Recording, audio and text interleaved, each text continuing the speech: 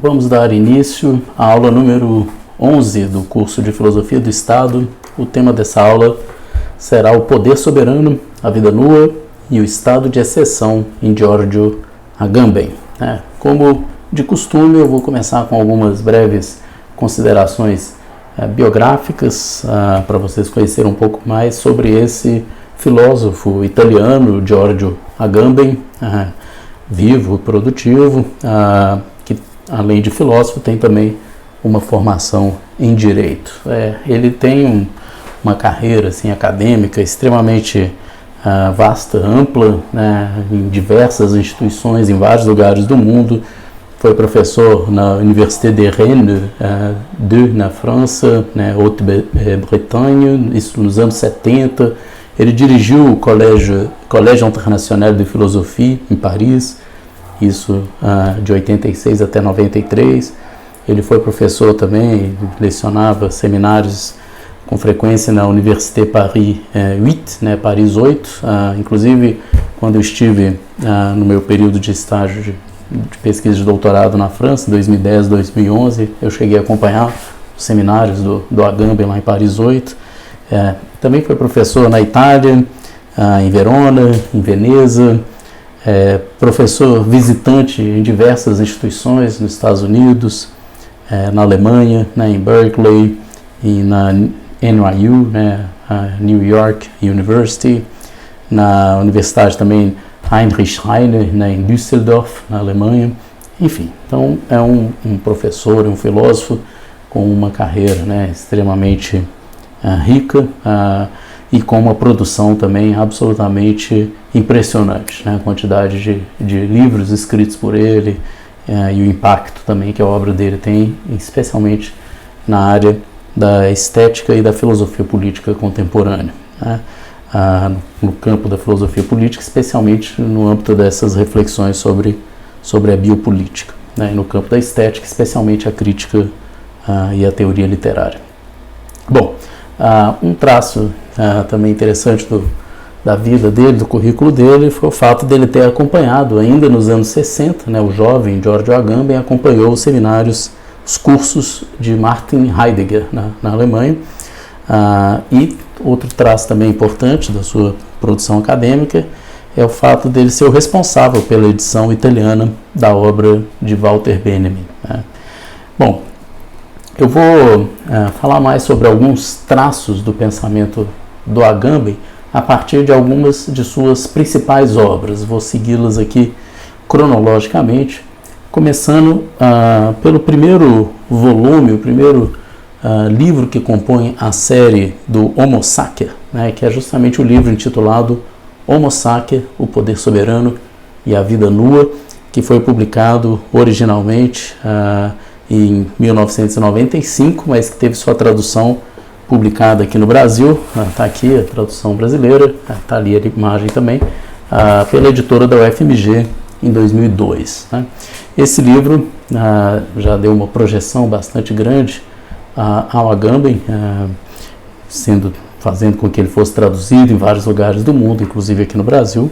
E basicamente o que o Agamben faz nessa obra é um questionamento do poder soberano, analisando a figura do Homo Sacer, que eu vou explicar daqui a pouco qual é essa figura, e desenvolvendo uma nova perspectiva sobre a biopolítica, a partir especialmente do Michel Foucault, mas também da Hannah Arendt, do Walter Benjamin e do Carl Schmitt. Essas são as principais referências teóricas com as quais ele vai dialogar nesse livro.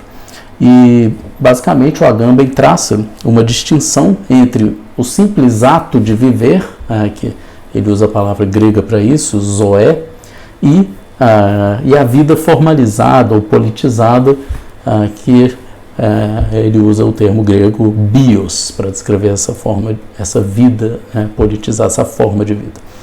E defende que o poder soberano ele produz uma zona de indistinção, de exclusão e inclusão ao mesmo tempo, produzindo vidas nuas. Então, o foco da investigação do Agamben é voltado para esse ponto de interseção oculto entre a biopolítica e o modelo jurídico institucional do poder.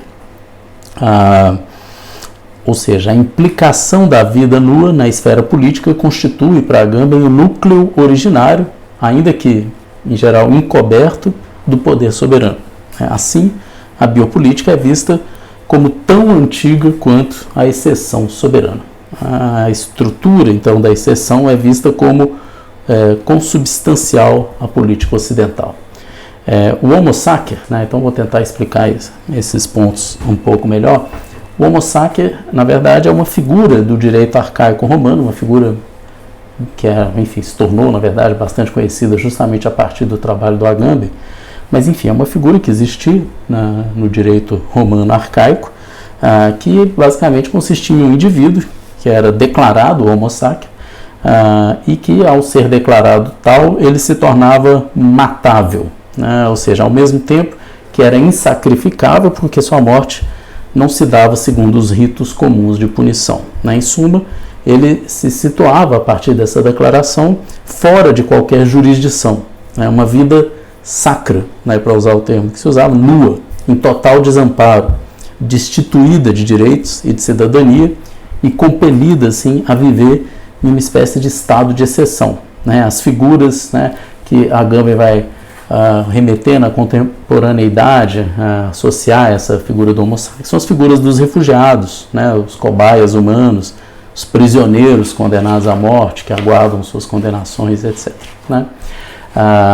Bom, já o conceito de vida nua não se refere, esse é um esclarecimento importante ser feito, a vida nua não se refere a uma hipotética condição originária da vida do homem, como se fosse uma vida no sentido de zoé, essa vida animal, natural, mas não se trata disso. A vida nua, ela é uma vida politizada, do homem, a vida no sentido de bios, só que alterada por determinadas condições sociopolíticas. Em suma, a vida nua, ela é uma vida produzida, uma criação artificial do próprio poder soberano, que é uma vida assim marcada pelo poder de decisão do soberano sobre o próprio status da vida.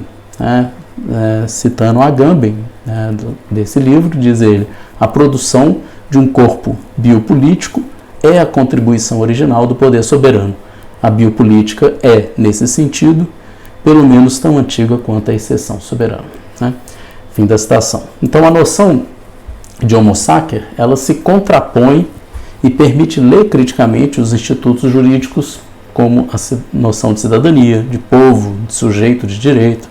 Ao invés de construir uma comunidade política composta por cidadãos, detentores de direito, de proteções jurídicas, o Estado soberano é como se ele funcionasse como um mecanismo biopolítico, na qual o que ele produz não é cidadania ou cidadãos com direitos e garantias, mas sim vidas nuas, que são fruto dessa uma espécie de criados a partir de uma espécie de exclusão da proteção jurídica.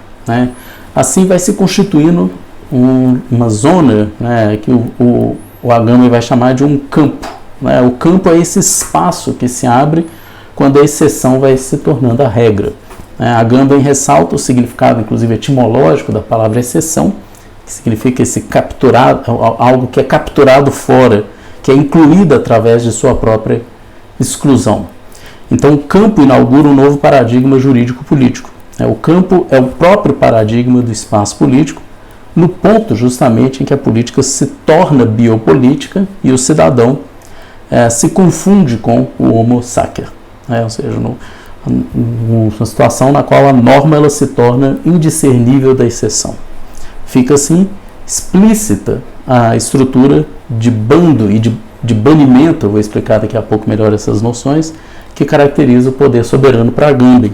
O campo é uma espécie de híbrido de direito e fato, no qual os dois termos se tornam indiscerníveis. Tanto é uma questão de fato como de direito, ao mesmo tempo. Agamben, então, desenvolve os conceitos aí de bando, de abandono ou de banimento, de modo que os indivíduos, eles são, numa estrutura soberana, eles são incluídos e excluídos da sociedade política pelas ações do poder soberano. Então, cabe ao soberano, justamente, ditar a lei que distingue qual é a vida digna e qual é a vida indigna de ser vivida. E ao invés, então, de uma sociedade civil regida por leis, né, que é a imagem do pacto social, do Estado construído por meio de um contrato social, ao invés disso, é como se nós, na ótica do Agamben, na verdade, vivêssemos em bandos, né, em um campo marcado pelo banimento da vida nua. Cito Agamben, é essa estrutura de bando que devemos aprender a reconhecer nas relações políticas e nos espaços públicos em que ainda vivemos. Fim da citação.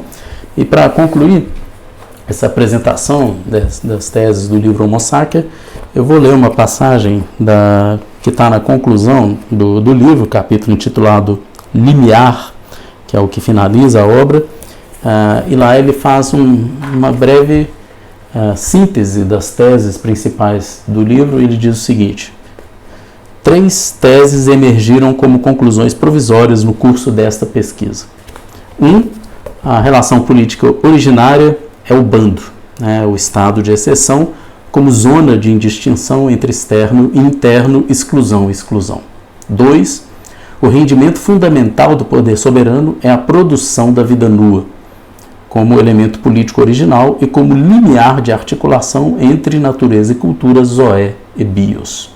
E 3. O campo, e não a cidade, é hoje o paradigma biopolítico do Ocidente. Fim da citação. Enfim, então, com isso, acho que a gente pode passar para uma segunda obra que eu gostaria de destacar. Tem outras obras importantes do Agamben, mas eu vou chamar a atenção apenas para algumas. E a próxima obra que eu queria fazer algumas breves considerações é intitulada O que Resta de Auschwitz, o Arquivo e a Testemunha, uma obra que também faz parte da série Homo Sacer, o volume 3, e que foi publicado originalmente em 1998, e aqui no Brasil saiu essa edição que está ali da Boitempo em 2008. Bem, nesse livro, o Agamben ele explora mais a noção justamente do campo como o paradigma do Estado. Campo aqui é, claro, uma referência ao campo de concentração, ao campo, e o campo, então, é entendido como esse espaço que se abre justamente quando o estado de exceção começa a se tornar regra, como eu disse, na medida em que os indivíduos são despojados do seu estatuto político e são reduzidos a uma condição de vida nua. Então, aqui nesse livro, o Agamben ele vai também anunciar uma temática mais teológico-política, que vai ser inclusive o foco de várias das análises posteriores dele. E ele vai também explorar a impossibilidade de falar, de dar testemunho, que caracteriza a figura do muçulmano. O muçulmano é uma figura que o Agamben analisa também no Homo Sacer, que é a figura do judeu submetido a condições extremas nos campos de concentração e que eles se tornam verdadeiros cadáveres, assim, vivos, incapazes, inclusive de falar, etc. E é uma situação de tamanha degradação do humano que ela é irreversível. Ninguém volta dessa situação e recobra a possibilidade da fala e tal. Enfim, então, e essa ideia, essa noção de muçulmano, Agamben explora ela muito inspirado pelo relatos diários do Primo Levi.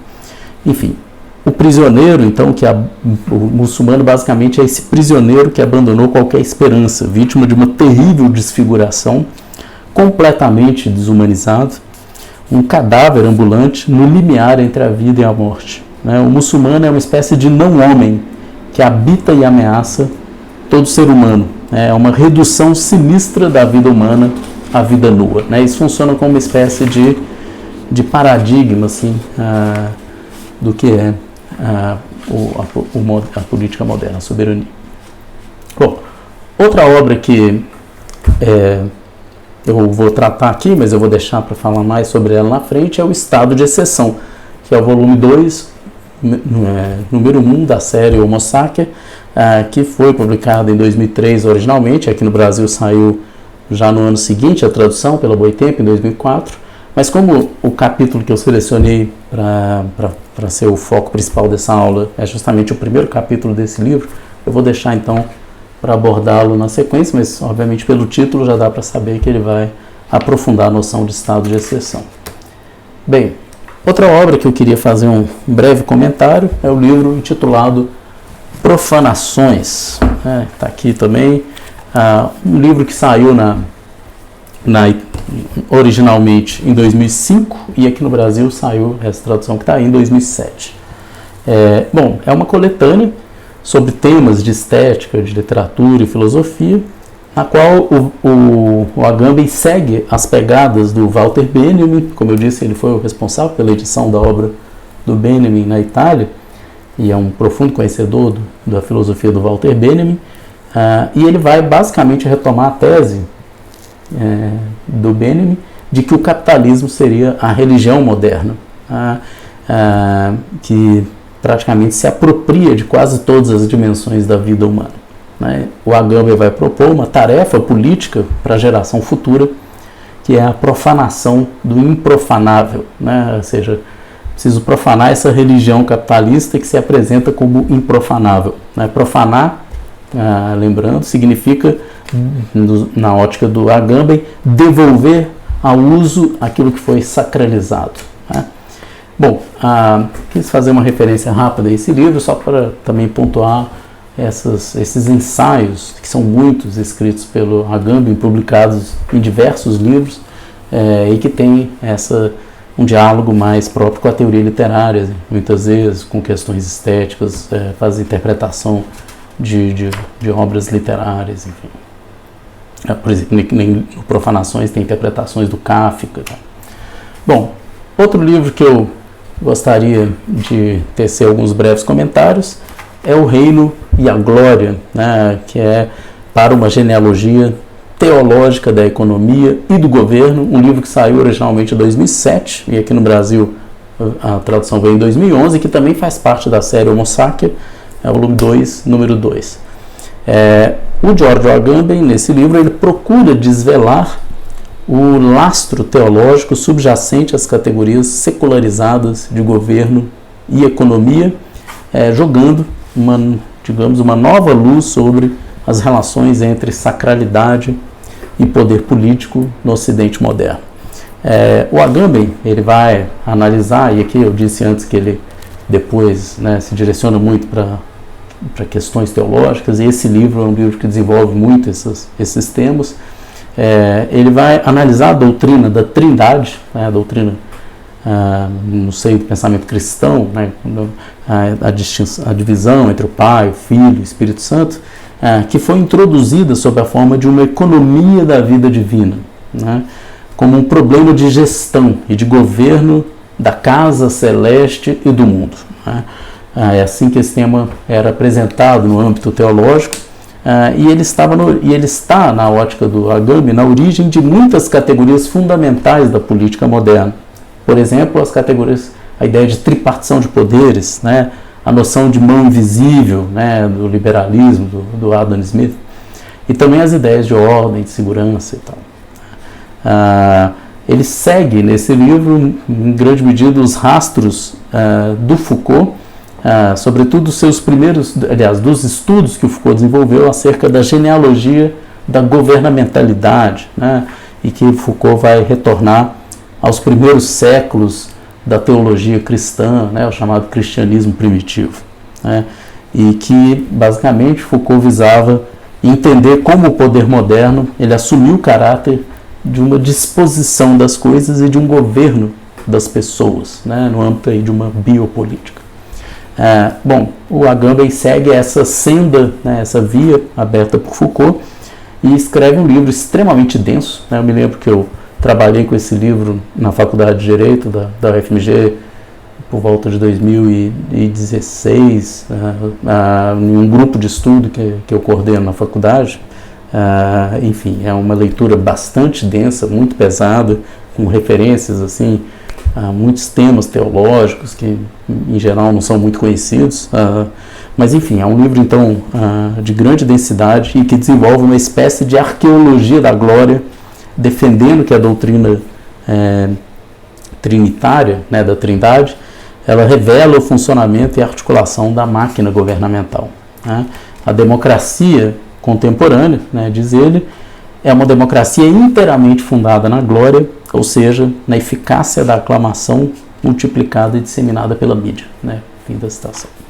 Bom, vou passar também rapidamente por outro livro, esse também de ensaios do Giorgio Agamben, intitulado O que é o Contemporâneo e Outros Ensaios, que foi publicado em 2008 originalmente, saiu já no ano seguinte em português, em 2009, essa obra que está no slide ali.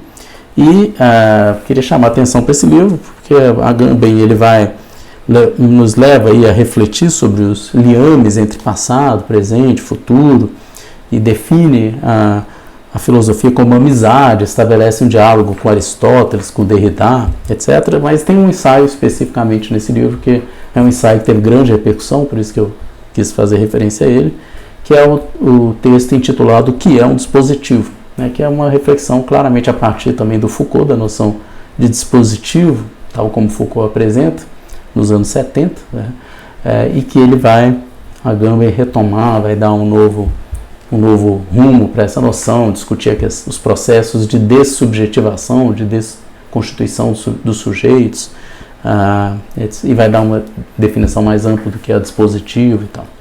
Então é um livro bastante interessante. Um texto, né, que teve grande repercussão. Bom, eu vou passar mais rápido para um outro livro, esse sim, um livro bastante importante para a gente entender a proposta filosófica do Agamben, que é o Signatura Rerum, sobre o método, né? Um livro, obviamente, então, sobre o método, que saiu em 2008, originalmente, aqui no Brasil, teve uma tradução só bastante recente, em 2019, que saiu a edição pela Boitempo, que está aí a imagem dela. Enfim, nesse livro, Giorgio Agamben, ele destrincha os procedimentos formais e as escolhas metodológicas que fundamentam seu percurso filosófico ao abordar três figuras conceituais centrais seu pensamento, são o paradigma, a assinatura e a arqueologia.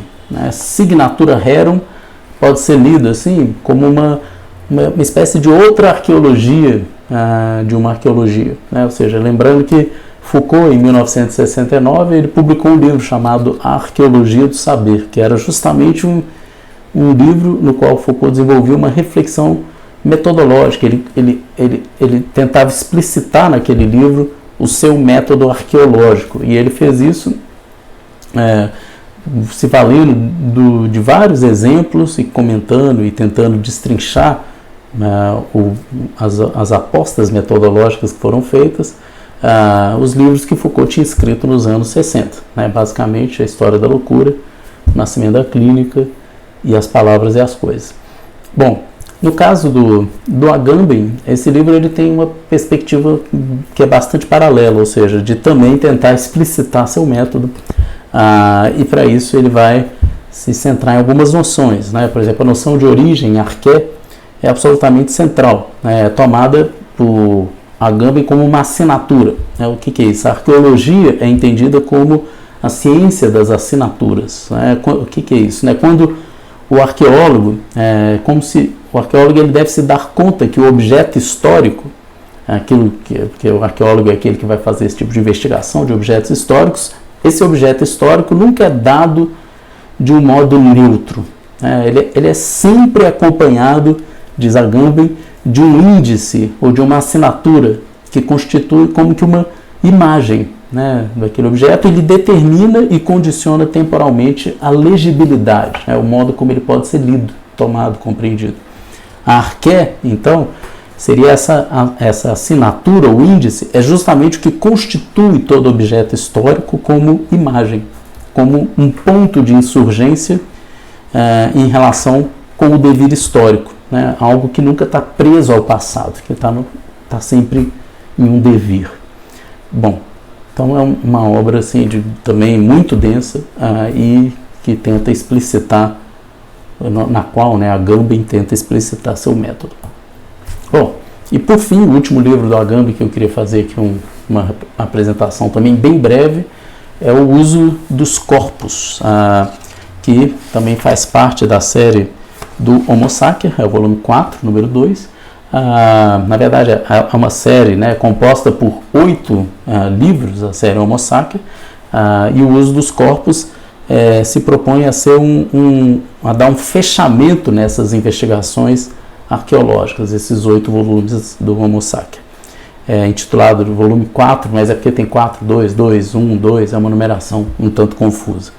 Esse livro saiu em 2014, né, na versão original, e aqui no Brasil saiu em 2017, né, esse livrinho que está aqui, e que é um livro no qual Agamben ele defende, né, ele considera urgente pensar uma forma de relação com o corpo que não seja na forma da propriedade, que não seja de propriedade.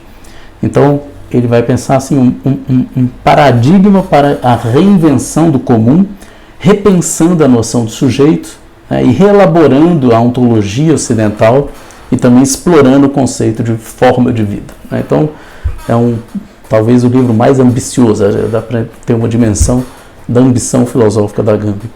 As principais influências aqui, e vão se repetir, né, elas perpassam a obra dele de uma maneira geral, são novamente Foucault, o Heidegger e também o Guy Debord aparece como uma importante influência.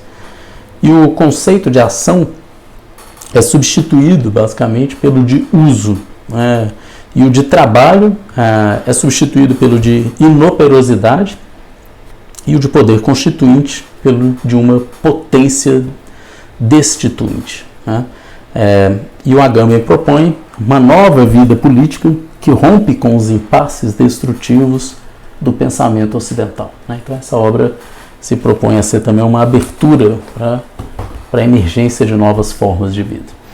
Bem, depois no final da aula eu vou retomar esse ponto, mas acho importante a gente aprofundar mais e tentar ter uma compreensão. Por enquanto, o que eu fiz foi uma espécie de panorama para vocês conhecerem um pouco mais desse importante filósofo italiano contemporâneo, mas vamos tentar aprofundar mais, né, ter um pouco mais de verticalidade no texto que eu selecionei para a gente conversar nessa aula, que eu pedi que lessem, que é o primeiro capítulo do livro Estado de Exceção, que saiu originalmente em 2003, e que é intitulado O Estado de Exceção como Paradigma de Governo, né? Então eu vou, como de costume, seguir os principais pontos tratados nesse texto, mas vou deixar para fazer isso a partir da segunda parte dessa aula. Vamos então fazer um intervalo.